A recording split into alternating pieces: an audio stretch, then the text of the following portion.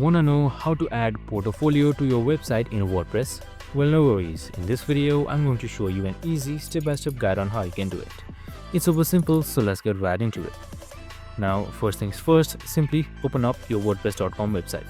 Now once you're there, make sure you are under WP admin of your created website as well, and make sure you're under post or pages, anything works.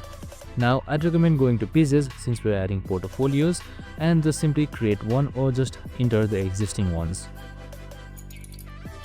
Now once you've entered the editing page of the current post, here you should be seeing this plus icon right here. That should be right beside this WordPress icon. So you can just simply select it.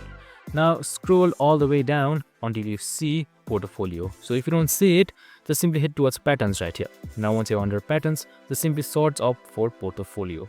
So right here you can see portfolio. So you can just simply select it. And now here you should be seeing various portfolios. So you can just simply find any one of these and drag and drop it to your canvas. So that's it. Super simple and easy. I hope this video helped. If it did, make sure to like, subscribe and tune in with us for more of these videos. See you in the next one.